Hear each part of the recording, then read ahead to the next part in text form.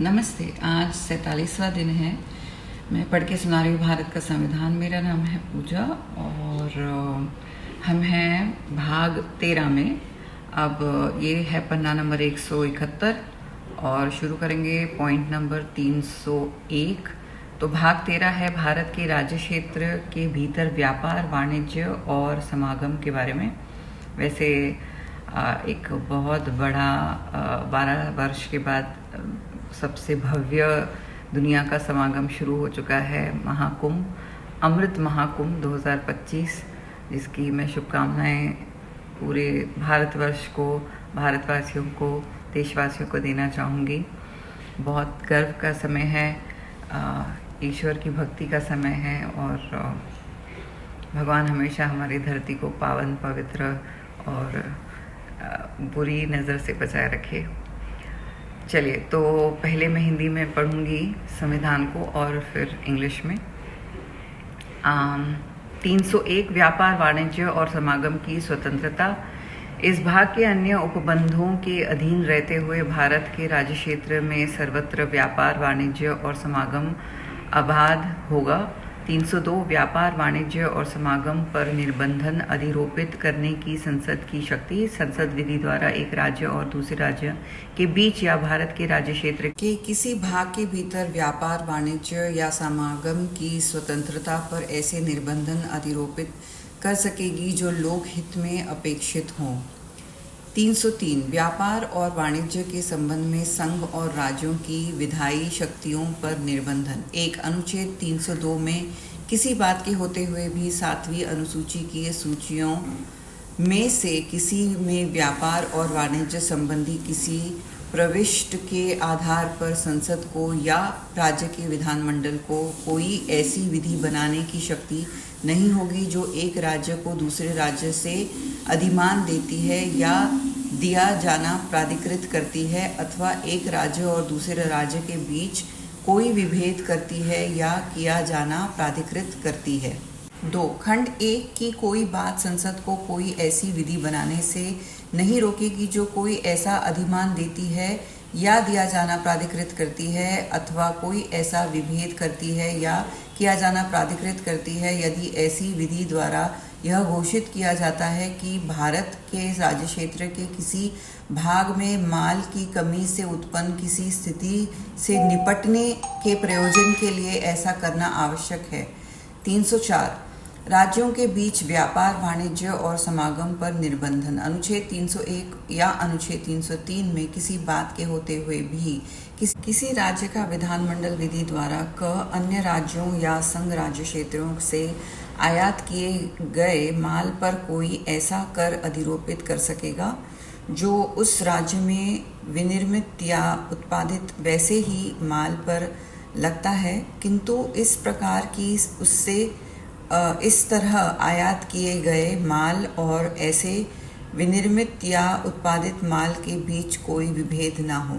या ख उस राज्य के साथ या उसके भीतर व्यापार, वाणिज्य और समागम की स्वतंत्रता पर ऐसे युक्तियुक्त निर्बंधन अधिरोपित कर सकेगा जो लोक हित में अपेक्षित हों, परंतु खंड ख के प्रयोजनों के लिए कोई विधेयक या संशोधन राष्ट्रपति की पूर्व मंजूरी के बिना किसी राज्य के विधानमंडल में पुनः स्थापित या प्रस्तावित नहीं किया जाएगा। 305 विद्यमान विधियों और राज्य के एकाधिकार का उपबंध करने वाली विधियों की व्यावृत्ति, वहाँ तक के सिवाय जहाँ तक राष्ट्रपति आदेश द्वारा अन्यथा निर्देश दे। अनुच्छेद 301 और अनुच्छेद 303 की कोई बात किसी विद्यमान विधि के उपबंधों पर कोई प्रभाव नहीं डालेगी और अनुच्छेद 301 की कोई बात संविधान चौथा संशोधन अधिनियम 1955 के प्रारंभ से पहले बनाई गई किसी विधि के प्रवर्तन पर वहाँ तक कोई प्रभाव नहीं डालेगी जहाँ तक वह विधि किसी ऐसे विषय से संबंधित है जो अनुच्छेद 19 के खंड 6 के उपखंड 2 में निर्दिष्ट है, या वह विधि ऐसे किसी विषय के संबंध में जो अनुच्छेद 19 के खंड 6 के उपखंड 2 में निर्दिष्ट है, विधि बनाने से संसद या किसी राज्य के विधानमंडल को नहीं रोकेगी। 306 पहली अनुसूची के भाग ख के कुछ राज्यों की व्यापार और वाणिज्य पर निर्बंधों के अधिरोपण की शक्ति। संविधान 1 संविधान 7वां संशोधन अधिनियम 1956 की धारा 29 और अनुसूची द्वारा लोप किया गया। 307 अनुच्छेद 301 से अनुच्छेद 304 के प्रयोजनों को कार्यान्वित करने के लिए प्राधिकारी की नियुक्ति।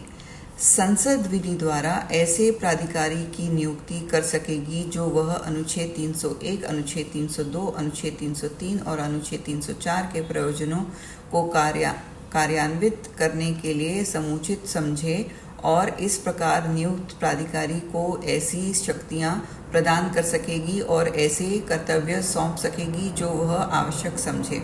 इसी के साथ हम पहुंच गए हैं भाग 14 में, जो है संघ और राज्यों के अधीन सेवाएं। अध्याय 1 सेवाएं। 308 निर्वचन। इस भाग में जब तक कि संदर्भ में से अन्यथा अपेक्षित न हो राज्य पद के अंतर्गत जम्मू कश्मीर राज्य नहीं है। 309 संघ या राज्य की सेवा करने वाले व्यक्तियों की भर्ती और सेवा की शर्तें। इस संविधान के उपबंधों के अधीन रहते हुए समुचित विधानमंडल के अधिनियम संघ या किसी राज्य के कार्यकलाप से संबंधित लोक सेवाओं और पदों के लिए भर्ती का और नियुक्त व्यक्तियों की सेवा की शर्तों का विनियमन कर सकेंगे। परंतु जब तक इस अनुच्छेद के अधीन समुचित विधानमंडल के अधिनियम द्वारा या उसके अधीन इस निमित्त उपबंध नहीं किया जाता है, तब तक यथास्थिति संघ के कार्यकलाप से संबंधित सेवाओं और पदों की दशा में राष्ट्रपति या ऐसा व्यक्ति जिसे वह निर्दिष्ट करे और राज्य के कार्यकलाप से संबंधित सेवाओं और पदों की दशा में राज्य का राज्यपाल या ऐसा व्यक्ति जिसे वह निर्दिष्ट करे ऐसी सेवाओं और पदों के लिए भर्ती का और नियुक्त व्यक्तियों की सेवा की शर्तों का विनियमन करने वाले नियम बनाने के लिए सक्षम होगा और इस प्रकार बनाए गए नियम किसी ऐसे अधिनियम के उपबंधों के अधीन रहते हुए प्रभावी होंगे।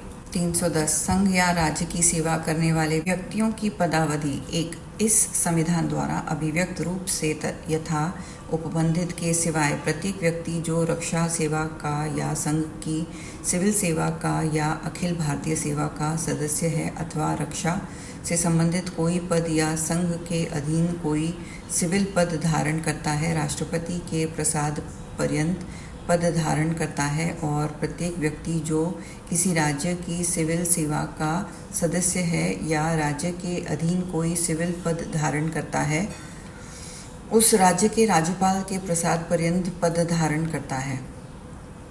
2 इस बात के होते हुए भी कि संघ या किसी राज्य के अधीन सिविल पद धारण करने वाला व्यक्ति यथास्थिति राष्ट्रपति या राज्य के राज्यपाल के प्रसाद पर्यंत पद धारण करता है, कोई संविदा जिसके अधीन कोई व्यक्ति जो रक्षा सेवा का या अखिल भारतीय सेवा का या संघ या राज्य की सिविल सेवा का सदस्य नहीं है, ऐसे किसी पद को धारण करने के लिए इस संविधान के अधीन नियुक्त किया जाता है, उस दशा में जिसमें यथास्थिति राष्ट्रपति या राज्यपाल विशेष अर्हताओं वाले किसी व्यक्ति की सेवाएं प्राप्त करने के लिए आवश्यक समझता है, यह उपबंध कर सकेगी कि यदि करार की गई अवधि की समाप्ति से पहले वह पद समाप्त कर दिया जाता है या ऐसे कारणों से जो उसके किसी अवचार से संबंधित नहीं है उससे वह पद रिक्त करने की अपेक्षा की जाती है, तो उसे प्रतिकर दिया जाएगा। 311 संघ या राज्यों के अधीन सिविल हैसियत में नियोजित व्यक्तियों का पदच्युत किया जाना, पद से हटाया जाना या पंक्ति में अवनत किया जाना। 1 किसी व्यक्ति को जो संघ की सिविल सेवा का या अखिल भारतीय सेवा का या राज्य की सिविल सेवा का सदस्य है अथवा संघ या राज्य के अधीन कोई सिविल पद धारण करता है, उसकी नियुक्ति करने वाले प्राधिकारी के अधीनस्थ किसी प्राधिकारी द्वारा पदच्युत नहीं किया जाएगा या पद से नहीं हटाया जाएगा। 2 यथापूर्वोक्त किसी व्यक्ति को ऐसी जांच के पश्चात ही जिसमें उसे अपने विरुद्ध आरोपों की सूचना दे दी गई है और उन आरोपों के संबंध में सुनवाई का युक्तियुक्त अवसर दे दिया गया है, पदच्युत किया जाएगा या पद से हटाया जाएगा या पंक्ति में अवनत किया जाएगा, अन्यथा नहीं।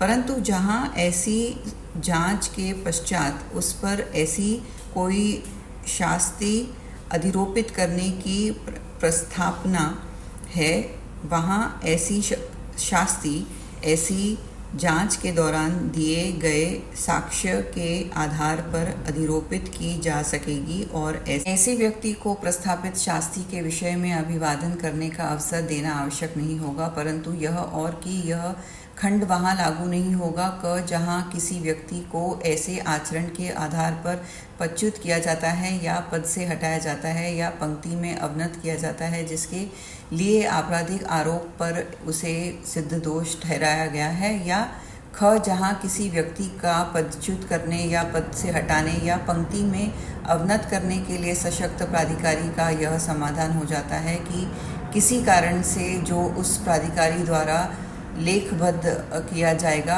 यह युक्तियुक्त रूप से साध्य नहीं है कि किसी की ऐसी जांच की जाए, या ग जहां यथास्थिति राष्ट्रपति या राज्यपाल का यह समाधान हो जाता है कि राज्य की सुरक्षा के हित में यह समीचीन नहीं है कि ऐसी जांच की जाए। 3. यदि यथापूर्वोक्त किसी व्यक्ति के संबंध में यह प्रश्न उठता है कि खंड 2 में निर्दिष्ट जांच करना युक्तियुक्त रूप से साध्य है या नहीं, तो उस व्यक्ति को पदच्युत करने या पद से हटाने या पंक्ति में अवनत करने के लिए सशक्त प्राधिकारी का उस पर विनिश्चय अंतिम होगा। आज के लिए बस यहीं, और 312 पॉइंट हम कल पढ़ेंगे। Namaste and welcome to the 47th day of reading of Indian Constitution. My name is Pooja and we are now on page 171 where we are reading part 13 of the Constitution, which is about trade, commerce and intercourse within the territory of India. This is point number 301. Before I begin, I would like to wish everyone best wishes for National Youth Day. It was Swami Vivekananda's Jayanti, and now the great Mahakumbh has begun. So best wishes to the whole of the country, to all the Sanatanis around the world.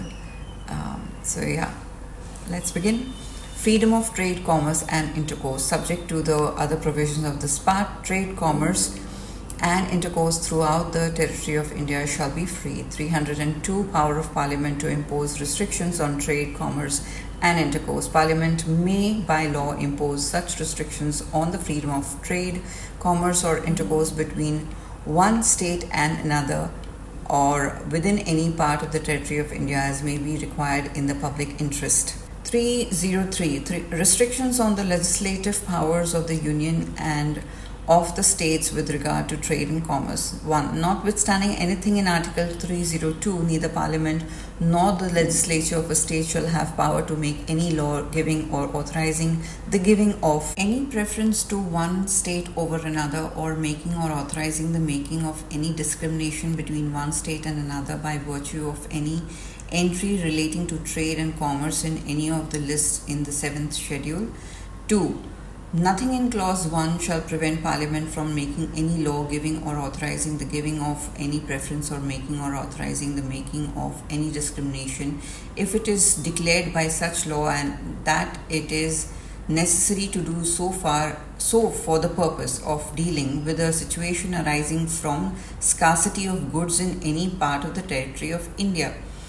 304. Restrictions on trade, commerce and intercourse among states. Notwithstanding anything in Article 301 or Article 303, the legislature of a state may by law A. impose on goods imported from other states or the union territories any tax to which similar goods manufactured or produced in that state are subject, so however as not to discriminate between goods so imported and goods so manufactured or produced, and B. impose such reasonable restrictions on the freedom of trade, commerce or intercourse with or within that state as may be required in the public interest. Provided that no bill or amendment for the purposes of clause B shall be introduced or moved in the legislature of a state without the previous sanction of the President. 305. Saving of existing laws and laws providing for state monopolies. Nothing in Articles 301 and 303 shall affect the provisions of any existing law except in so far as the President may by order otherwise direct, and nothing in Article 301 shall affect the operation of any law made before the commencement of the Constitution, 4th Amendment Act 1955, in so far as it relates to or prevent Parliament or the legislature of a state from making any law relating to any such matter as is referred to in subclause 2 of clause 6 of Article 19. 306. Power of certain states in Part B of the first schedule to impose restrictions on trade and commerce omitted by the Constitution, 7th Amendment Act 1956 S29 and schedule with effect from 1st November 1956. 307. Appointment of authority for carrying out the purposes of Articles 301 to 304. Parliament may by law appoint such authority as it considers appropriate for carrying out the purposes of Article 301, 302, 303 and 304 and confer on the authority so appointed such powers and such duties as it thinks necessary. Now we have reached part 14 of Indian Constitution, which is about services under the Union and the states. Chapter 1, Services. 308. Interpretation. In this part, unless the context otherwise requires the expression state, does not include the state of Jammu and Kashmir. 309. Recruitment and conditions of service of persons serving the Union or a state. Subject to the provisions of this Constitution, acts of the appropriate legislature may regulate the recruitment and conditions of service of persons appointed to public services and posts in connection with the affairs of the Union or of any state, provided that it shall be competent for the President or such person as he may direct in the case of services and posts in connection with the affairs of the Union, and for the Governor of a state or such person as he may direct in the case of services and posts in connection with the affairs of the state, to make rules regulating the recruitment and the conditions of service of persons appointed to such services and posts until provision in that behalf is made by or under an act of the appropriate legislature under this article, and any rules so made shall have effect subject to the provisions of any such act. 310. Tenure of office of persons serving the Union or a state. 1. Except as expressly provided by this Constitution, every person who is a member of a defense service or of a civil service of the Union or of an All India service or holds any post connected with defense or any civil post under the Union holds office during the pleasure of the President, and every person who is a member of a civil service of a state or holds any civil post under a state holds office during the pleasure of the Governor of the state. 2. Notwithstanding that a person holding a civil post under the Union or a state holds office during the pleasure of the President or, as the case may be, of the Governor of the state, any contract under which a person not being a member of a defense service or of an All India service or of a civil service of the Union or a state is appointed under this Constitution to hold such post may, if the President or the Governor, as the case may be, deems it necessary in order to secure the services of a person having special qualifications, provide for the payment to him of compensation if before the expiration of an agreed period that post is abolished or he is, for reasons not connected with any misconduct on his part, required to vacate that post. 311. Dismissal, removal or reduction in rank of persons employed in civil capacities under the Union or a state. 1. No person who is a member of a civil service or of the Union or an All India service or a civil service of a state or holds a civil post under the Union or a state shall be dismissed or removed by an authority subordinate to that by which he was appointed. 2. No such person as aforesaid shall be dismissed or removed or reduced in rank except after an inquiry in which he has been informed of the charges against him and given a reasonable opportunity of being heard in respect of those charges, provided that where it is proposed after such inquiry to impose upon him any such penalty may be imposed on the basis of the evidence abducted during such inquiry, and it shall not be necessary to give such person any opportunity of making representation on the penalty proposed, provided further that this clause shall not apply. A. Where a person is dismissed or removed or reduced in rank on the ground of conduct which has led to his conviction on a criminal charge, or B. Where the authority empowered to dismiss or remove a person or to reduce him in rank is satisfied that for some reason to be recorded by that authority in writing, it is not reasonably practicable to hold such inquiry, or C. Where the President or the Governor, as the case may be, is satisfied that in the interest of the security of the state, it is not expedient to hold such inquiry. 3. If in respect of any such person as aforesaid a question arises whether it is reasonably practicable to hold such inquiry as is referred to in clause 2, the decision thereon of the authority empowered to dismiss or remove such person or to reduce him in rank shall be final. That's it for today. Shubham Bhavatu. Thank you. Dhanyavad.